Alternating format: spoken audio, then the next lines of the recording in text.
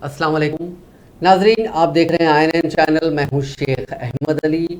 आज की ख़ास बात में हम देखेंगे कई अहम कौमी और बैनुल अक़वामी ख़बरें।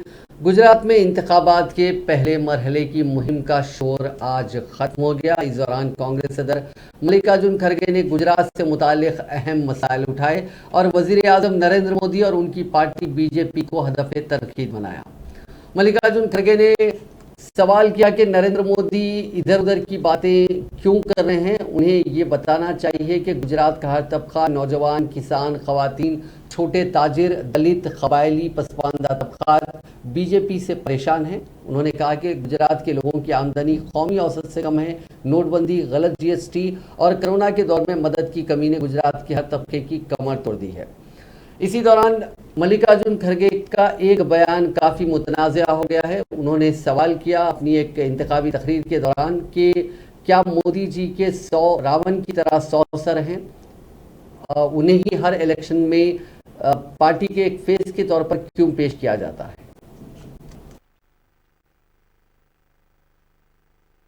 अरे आप तो प्रधानमंत्री हो, आपको काम दिया गया है, वो काम करो।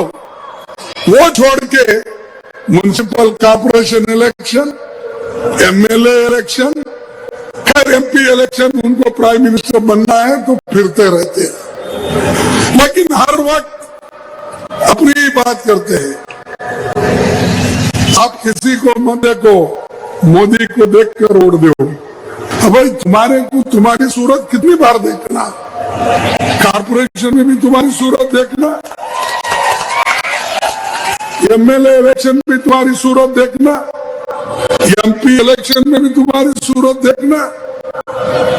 हर जगह कितने हैं भाई, क्या आपके रावण के जैसा 100 मुख है क्या है? अरे आप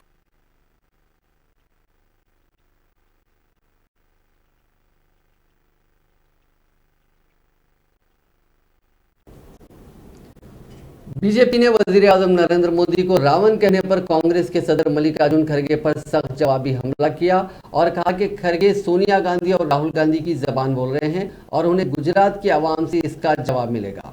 पार्टी के मरकजी दफ्तर में एक प्रेस कॉन्फ्रेंस से खिताब करते हुए BJP के तर्जुमान संबित पात्रा ने कहा कि कांग्रेस के सदर मल्लिकार्जुन खड़गे ने वज़ीर आज़म मोदी के लिए जिस तरह की जबान इस्तेमाल की है वो काबिल मजम्मत है।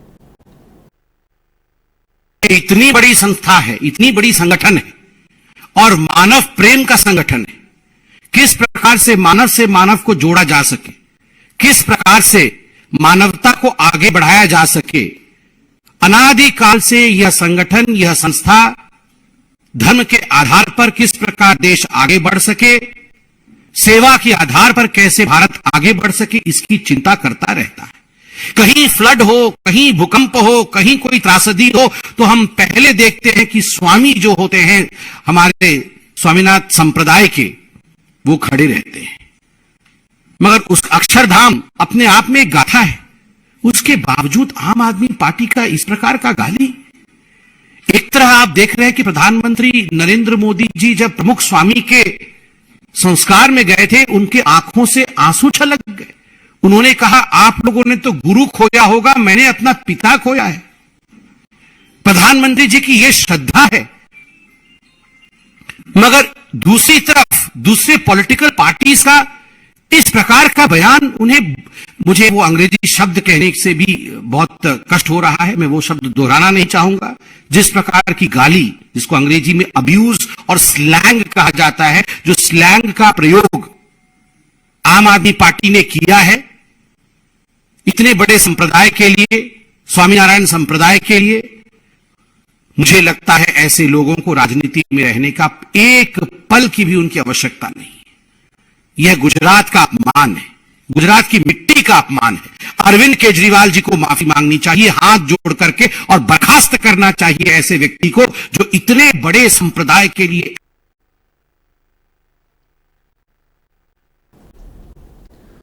गुजरात में असेंबली इंतखाबात के लिए मुहिम अपनी इंतहा पर है। BJP के सदर जेपी नड्डा ने मोर्चा संभाल रखा है। बीजेपी सदर ने दावा किया कि पार्टी वाज़ेह अक्सरियत के साथ इख्तिदार बरकरार रखने में कामयाब होगी। उन्होंने कहा कि बीजेपी मुफ्त में ऐलानात नहीं करती, वो समाज को बाइख्तियार बनाने के लिए ऐलानात करती है।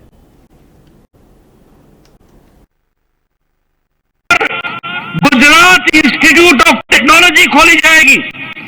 इंडियन इंस्टीट्यूट ऑफ टेक्नोलॉजी के तहत अब हमारे सामने बैठा हुआ नौजवान भी आगे चल करके गुजराती भाषा में इंजीनियरिंग पढ़ करके इंजीनियर बन सकेगा। इस तरीके की व्यवस्था की जाएगी। उसी तरीके से 20 लाख लोगों को रोजगार मिले, इसके अवसर प्रदान किए जाएंगे और इसी तरीके से विकास के लिए नई योजना बनाई जाएगी।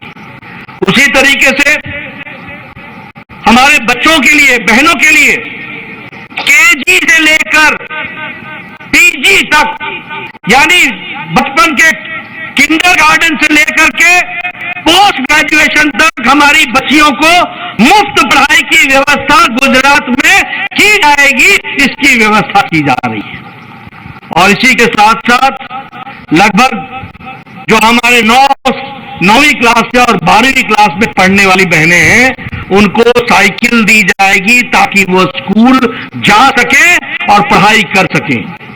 और जो बहनें गवर्नमेंट मेडिकल कॉलेज में, गवर्नमेंट में जाएंगी, उनको लगभग 1 लाख बहनों को गवर्नमेंट में नौकरी देने की प्रावधान भी किया गया है। इस तरीके की व्यवस्था की गई है। मित्रों, मैं पूछना चाहता हूं, ये आम आदमी पार्टी वाले और ये कांग्रेस पार्टी वाले आजकल हमारे बख्शीपंथ के भाइयों के पास और हमारे आदिवासी भाइयों के पास घड़ियाली आंसू बहाते और कहते हैं कि हम जनजाति के लिए ये करेंगे, जनजाति के लिए ये करेंगे। मैं पूछना चाहता हूं कि 70 साल में तुमने क्या किया जो अब तुम करोगे? इस बात का हमको जवाब दो। तुमने तो इनकी कभी चिंता ही नहीं की, कभी इनकी खबर ही नहीं ली। कांग्रेस के साबिक सदर राहुल गांधी की भारत जोड़ो यात्रा मध्य प्रदेश में 7वें दिन सुबह मालवांचल के सानोर से शुरू हुई और दिन के वक्त उज्जैन शहर में दाखिल हुई। रियासती कांग्रेस के सदर कमलनाथ, साबिक वजीर आला दिग्विजय सिंह, सीनियर लीडर जयराम रमेश, साबिक मरकजी वजीर अरुण यादव और बड़ी तादाद में नौजवान लीडर और हजारों कारकुन यात्रा में राहुल गांधी के साथ शामिल रहे। ये यात्रा सुबह तकरीबन 10 बजे नेनूर पहुंची और 3:30 बजे उज्जैन में दिगंबर जैन सिद्धाकेत श्री महावीर तिपु भूमि पहुंची। राहुल गांधी इसके बाद मशहूर कालेश्वर मंदिर गए। शाम में उन्होंने उज्जैन में एक जलसे आम से भी खिताब किया।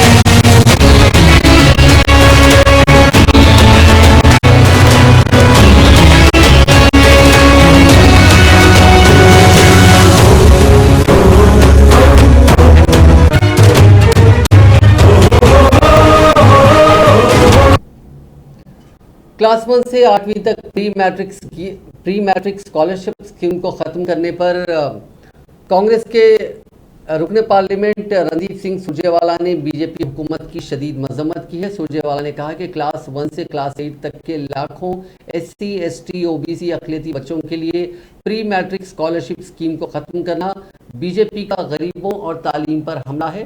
मुल्क इसे कभी कबूल नहीं करेगा।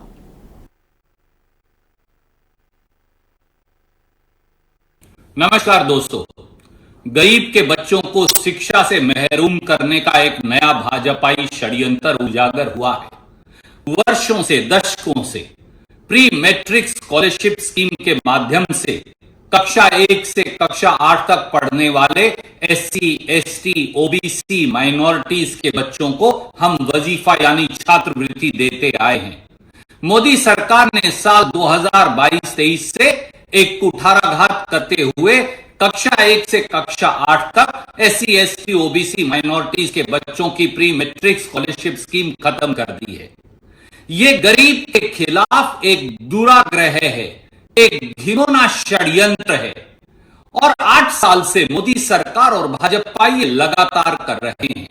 चाहे एससी, एसटी सब प्लान खत्म करने की बात हो, चाहे एससी, एसटी, ओबीसी, माइनॉरिटीज का बजट काटने की बात हो, चाहे उन पर जघन्य अत्याचार करने की बात हो, चाहे उनकी स्कीम्स को बंद करने की बात हो, और अब कक्षा 1 से कक्षा 8 तक के गरीब, वंचितों, शोषितों के बच्चों का प्री मैट्रिक स्कॉलरशिप वजीफा खत्म करने की बात हो, हम इसे कभी स्वीकार नहीं करेंगे।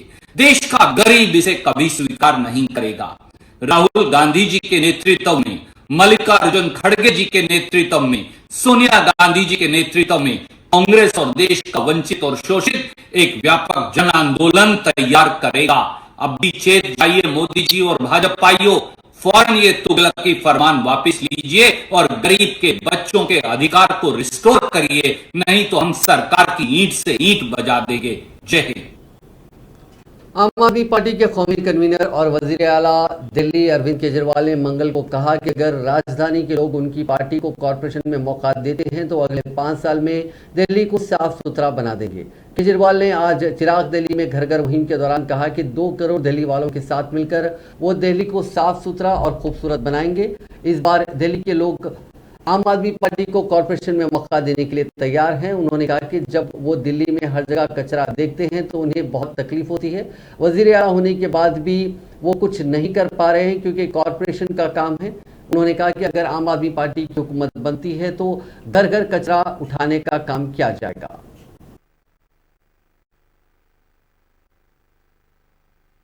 पार्टी दिल्ली नगर निगम चुनाव में एक ऐतिहासिक जीत की ओर बढ़ रही है। भारत की राजनीति के अंदर हमने ही रिकॉर्ड बनाया था 70 में से 67 सीट का, और मैं समझता हूं कि दिल्ली नगर निगम के इस चुनाव में आम आदमी पार्टी अपने ही रिकॉर्ड को तोड़ने जा रही है और उससे भी ज़्यादा बड़ा रिकॉर्ड आम आदमी पार्टी बनाने जा रही है। ऐसे मौके पे मैं आज एक घोषणा करना चाहता हूं कि आम आदमी, एक गारंटी देना चाहता हूं एक तरह से दिल्ली के लोगों को कि आम आदमी पार्टी एमसीडी में सरकार बनाने के बाद एक स्कीम लॉन्च करेगी जिसका नाम होगा जनता चलाएगी एमसीडी। अक्सर हमने देखा है कि छोटे छोटे कामों के लिए जनता को नेताओं के चक्कर काटने पड़ते हैं। अब जनता निर्णय लेगी और सरकार काम करेगी। एक तरह से जितनी आरडब्ल्यूएज हैं, आरडब्ल्यूएज वो बॉडी होती है जो जनता के सबसे करीब होती है। आरडब्ल्यूएस को मिनी पार्षद का स्टेटस दिया जाएगा। अपने इलाके की, जैसे पार्षद एक वार्ड का बॉस होता है, वार्ड का नेता होता है, अपनी आरडब्ल्यूए के इलाके का, जो आरडब्ल्यूए का इलाका है उसका नेता आरडब्ल्यूए को माना जाएगा। आरडब्ल्यूए को मिनी पार्षद का स्टेटस दिया जाएगा। किसी भी वहां पे रहने वाले जनता को किसी को भी काम कराना है, उसको फिर किसी नेता के चक्कर नहीं काटने, वो अपने आरडब्ल्यूए के दफ्तर जाए, बताए मेरी ये नाली खराब है, मेरा ये गली खराब है, मेरा ये खराब है, पानी, बिजली, जो भी समस्याएं हैं, और उस वो आरडब्ल्यूए के पास ताकत होगी वो सारे काम करवाने की जो कि जनता आके सीधे उनको बोलेगी। तो लोगों को अपने छोटे छोटे कामों के लिए नेताओं के चक्कर काटने की जरूरत नहीं पड़ेगी। आरडब्ल्यूएस को अपना दफ्तर चलाने के लिए और लोगों के सारे छोटे छोटे काम कराने के लिए फंड्स उपलब्ध कराए जाएंगे। तो एक तरह से रियल मायने में आरडब्ल्यूएस का सशक्तिकरण किया जाएगा एमसीडी के अंदर सरकार बनने के बाद। इसका मकसद है कि जनता को दिल्ली का मालिक बनाना, जनता को असली नेता बनाना, दिल्ली के हर नागरिक को दिल्ली का मुख्यमंत्री बनाया जाएगा, सीधे सत्ता दिल्ली के लोगों के हाथ में दी जाएगी और जनता जो है अपनी आरडब्ल्यूएस के जरिए अपने सारे काम करा सकती है। आम आदमी पार्टी दिल्ली नगर निगम चुनाव में एक ऐतिहासिक जीत की ओर बढ़ रही है। इसराइली फिल्म साज नादो लेपिड ने द कश्मीर फाइल्स फिल्म को वल्गर और प्रोपेगेंडा करार दिया। गोवा में 53वें international film festival of India के अख्ताम पर उन्होंने कहा कि फेस्टिवल में इस तरह की फिल्म दिखाए जाने से हम परेशान हैं। ये फिल्म बहुत वल्गर है। ताहम लिपिड के बयान पर इसराइली सफ़ीर नवर गैलोन ने सरजनीश की थी और उनके बयान पर माजरत जाहिर की। फिल्म फेस्टिवल में जब लिपिड ये बयान दे रहे थे उस वक्त इसराइल के सफ़ीर गैलोन, मरकजी वजीर अनुराग ठाकुर समेत कई बड़े कायदीन भी मौजूद थे। अदाकार अनुपम खेर और फिल्म मेकर अशोक पंडित ने लिपिड के बयान पर नाराजगी जाहिर की। अनुपम खेर ने लिपिड के बयान पर कहा कि ईश्वर उन्हें अक्ल दे, जबकि अशोक पंडित ने कहा कि कश्मीर फाइल्स को वल्गर नहीं कहा जा सकता।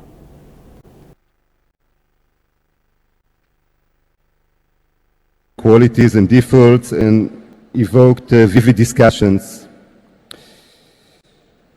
We were, all of us, disturbed and shocked by the 15th film, by the movie Kashmir Files, that felt to us like a propaganda vulgar movie, inappropriate for an artistic competitive section of such a prestigious film festival. I feel totally comfortable to share openly these feelings here with you on stage.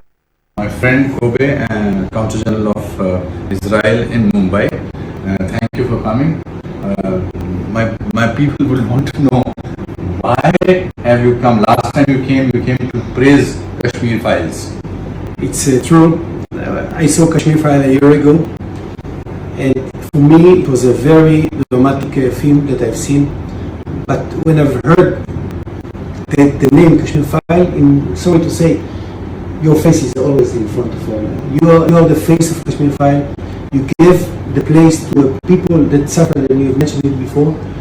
And for me, it was the first thing to do in the morning, to give a call to my friend Anupam and apologize on behalf of the government of Israel about these stupid things that have been told or say last night. And I think that, and Anupam was so generous. He said, come here. And I said, I'm coming, because it's the most important thing to be here to this afternoon, right away after the event, along with the face of the Kashmir File, to show our support to this concept. It's nothing to do with Israel.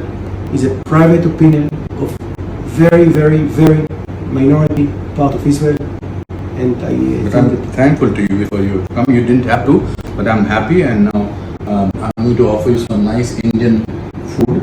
And thank you very much. The love that we have got from Israel, apart from Kashmir Files, otherwise, always, I have some very dear friends over there, and that love will always remain there. Thank you, my friend. Shiv Sena कायद संजय रावत ने Nadav Lapid के इस बयान की तायीद की और कहा कि Kashmir files वाकई एक प्रोपेगेंडा फिल्म है।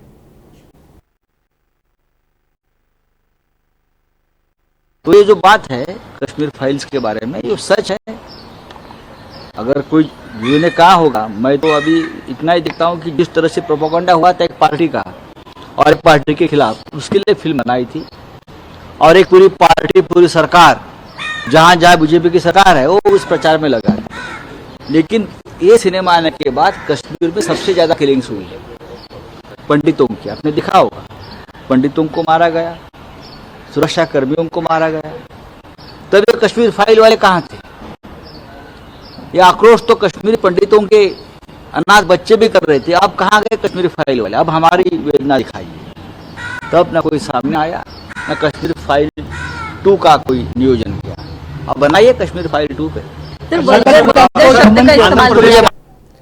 समाजवादी पार्टी के सीनियर लीडर व साबिक काबीना वजीर मोहम्मद आजम खान ने किसी पार्टी का नाम लिए बगैर कहा कि जिस तरह से जुल्म ढाए जा रहे हैं, इस तरह से तो हिटलर ने भी यहूदियों के साथ ऐसा जुल्म नहीं किया था। एसपी लीडर ने कहा कि वो नहीं जानते थे कि अवाम पर जुल्म ज्यादती करना हुकूमतों का काम है, और अगर उन्हें ये पता होता तो वो अपनी 50 साल जिंदगी में कई और तारीख लिख सकते थे। रामपुर असेंबली सीट के ज़मीनी इलेक्शन में एसपी उम्मीदवार की हिमायत में अवामी रैली से खिताब करते हुए आजम खान ने कहा कि क्या कोई शख्स या हुकूमत इस कदर इतना नीचे गिर सकती है कि वो लोगों पर जुल्म ज्यादती करने लगे। जेल फिर से मेरा इंतजार कर रही है, जहां मेरे खिलाफ सबसे ज्यादा मजालिम होते हैं। ऐसे मजालिम तो हिटलर ने भी यहूदियों के खिलाफ नहीं किए थे।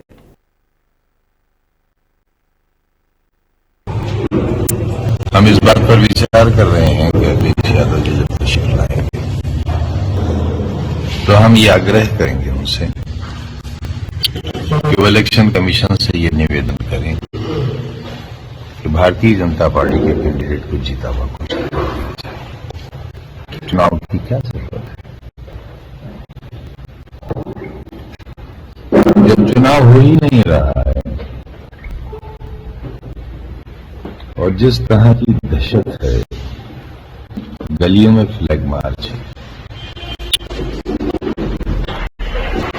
और खुलेआम ये कहना हमारे पास इसकी रिकॉर्डिंग है कि निकलना मत घरों से बाहर, समाजवादी पार्टी को अगर वोट दिया तो ये घर खाली करा लिए जाए।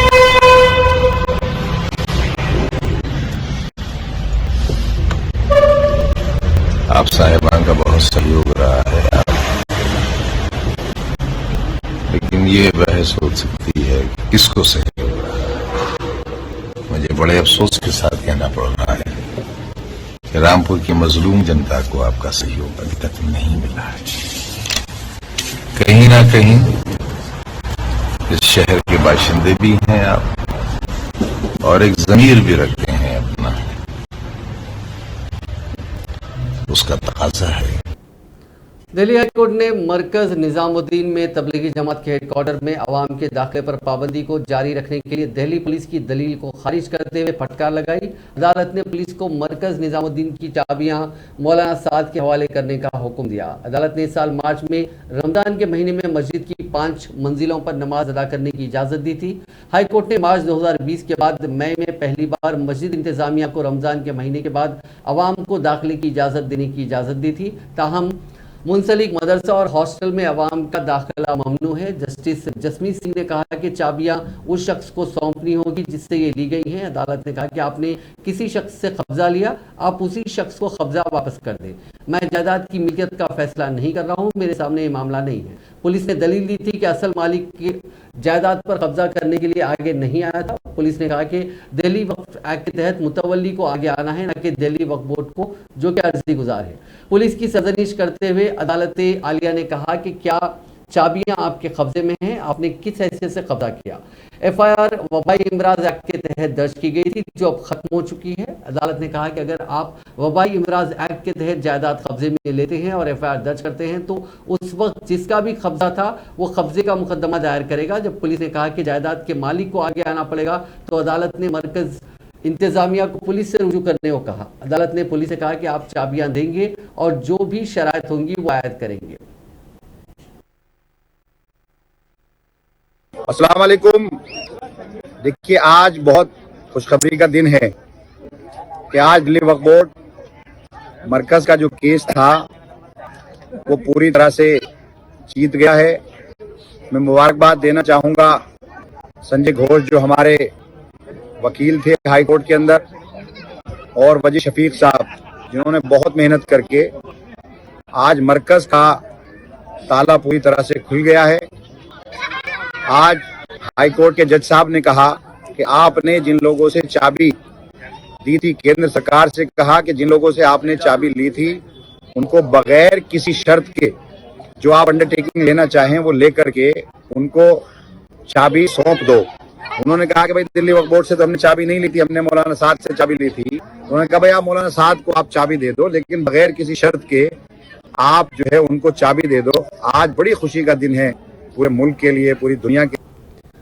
सदर जमहूरिया द्रौपदी मुर्मू ने आज हरियाणा के शहर कुरुक्षेत्र में बैनुल अक़वामी गीता फेस्टिवल का इफ्तिताह किया। रियासत के अपने 2 रोज़ा दौरे के पहले दिन सदर जमहूरिया कुरुक्षेत्र में ब्रह्मा सरोवर पहुंची और वहां गीता पूजन किया और गीता यज्ञ में शिरकत की। वो रियासती नुमाइश उद्यान का भी उन्होंने पवेलियन का इफ्तिताह किया। सदर जमहूरिया ने मध्य प्रदेश के पवेलियन का भी मुआयना किया, जो बैनुल अक़वामी गीता फेस्टिवल की शिराकतदार रियासत है।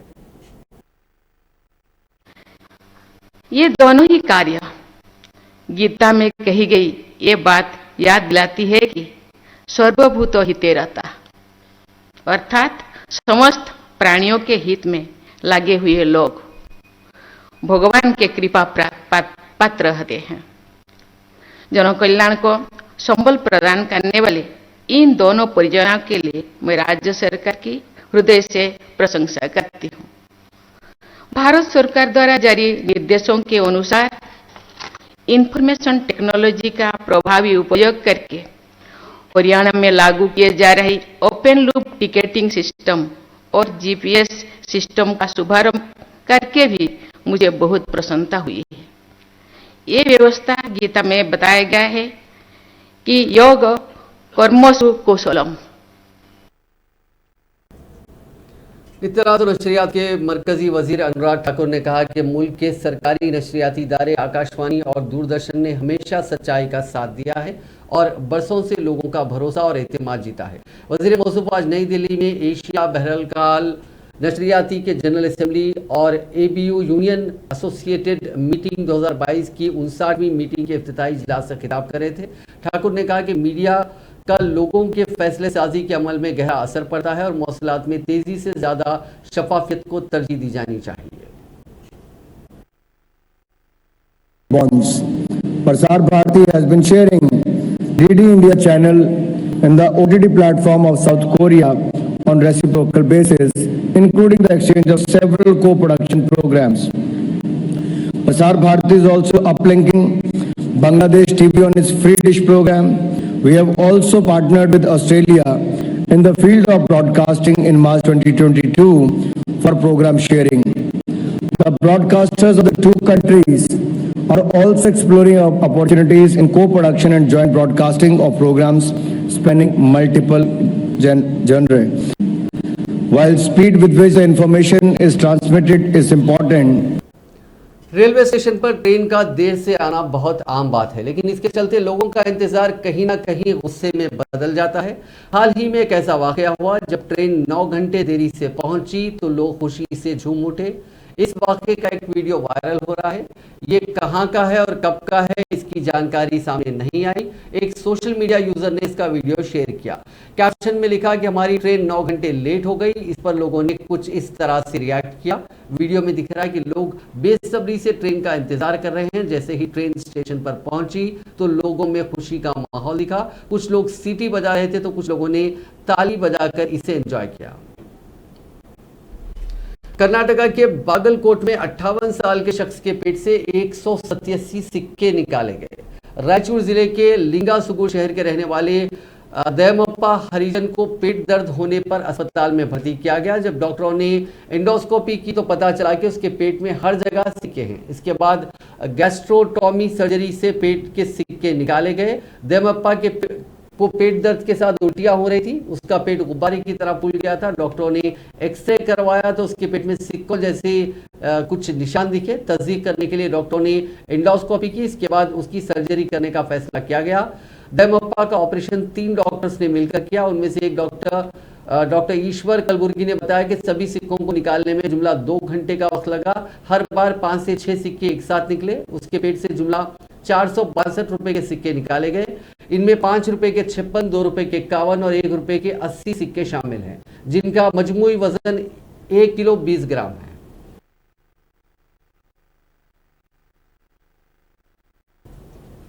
वाराणसी में भतीजे की शादी में नाचते नाचते उसके फूफा की मौत हो गई।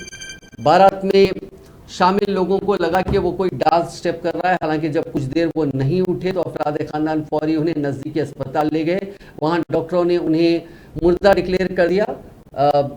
इस शख्स का नाम मनोज विश्वकर्मा था। उनकी उम्र 40 बरस थी। वो ज्वेलरी का कारोबार करते थे। इस पूरे वाकये का एक वीडियो सामने आया। वाराणसी के बड़े प्यारी इलाके में रहने वाले मनोज अपने साले के लड़के यानी भतीजे की शादी में वहां पहुंचे थे। वहां बारात के जाने का इंतजार हो रहा था। बारात लखनऊ जाने वाली थी। दूल्हे के रिश्तेदार ढोल पर नाच रहे थे। फूफा मनोज भी डांस करने लगे। 5-7 मिनट डांस करते ही वो गिर पड़े। 5 सेकंड से भी कम वक्त में उनकी मौत हो गई। नाज़रीन, आज की खास बात में बस इतना ही। आपसे कल मुलाकात होगी नई खबरों के साथ। आप देखते रहिए INN चैनल।